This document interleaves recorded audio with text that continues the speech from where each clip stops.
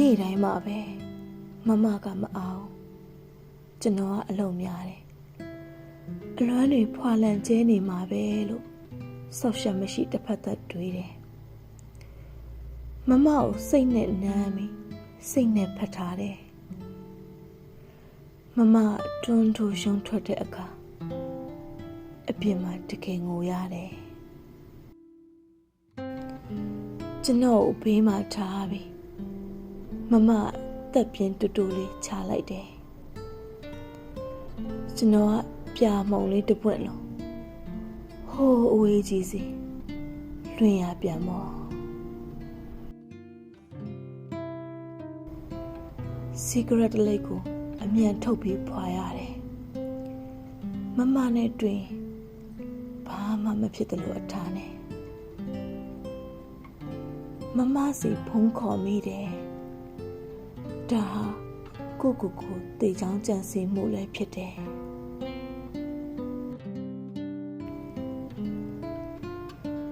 ခေါင်းအောင်ပေါ်မျက်နှာအတန်မထွက်ပဲငိုခဲ့ရခြင်းတွေမမညကိုကြောက်တယ်ကျွန်တော်အားလုံးကိုကြောက်ရတယ်နောက်ဘဝကိုမယုံဘူးမမကိုယုံတယ်မမသာလိုက်ခဲ့မယ်ပြောရင်ကျွန်တော်အရင်သွားပါမယ်အမုန်းခံရတာကြောက်စရာကောင်းတယ်လို့အချစ်ခံရတာလည်းကြောက်စရာကောင်းတယ်ကျွန်တော်အရန်ချစ်ပါတယ်ဆိုတဲ့မိန်းကလေးတယောက်စီဟာကြောက်လန့်တကြားပြေးထွက်လာခဲ့မိသူပါကျေးဇူးပြု၍ကျွန်တော်ကိုချစ်ပါမမကျေးဇူးပြု၍ကျွန်တော်မချစ်ပါနဲ့မမကဘာမြေပေါ်ခေါင်းငိုက်ဆိုင်ပြီးလမ်းလျှောက်ခဲ့တယ်ဒီနေ့တော့မမနဲ့ဝင်တိုက်မိမယ်စိတ်ကူးနဲ့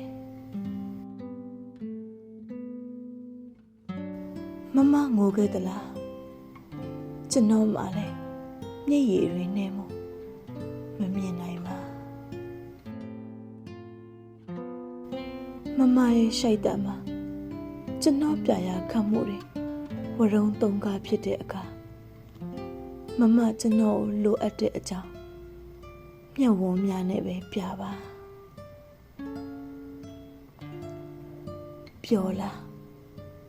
ကျွန်တော်အနာပေါ်တက်ခုံရတာအရှုပ်ကလေးကိုသွားလေရတိုင်းလက်ပေါ်ကမချစတန်းကင်ထားတတ်တဲ့မိန်းမတစ်ယောက်မှာဘလို့လွမ်းဆွေးမှုမျိုးထွေးပိုက်ထားရမယ်ထင်ပါသလဲမမဟိုတယောက်ကိုချစ်တယ်ကျွန်တော်ကမမကိုချစ်တယ်မောင်ဆောင်ခ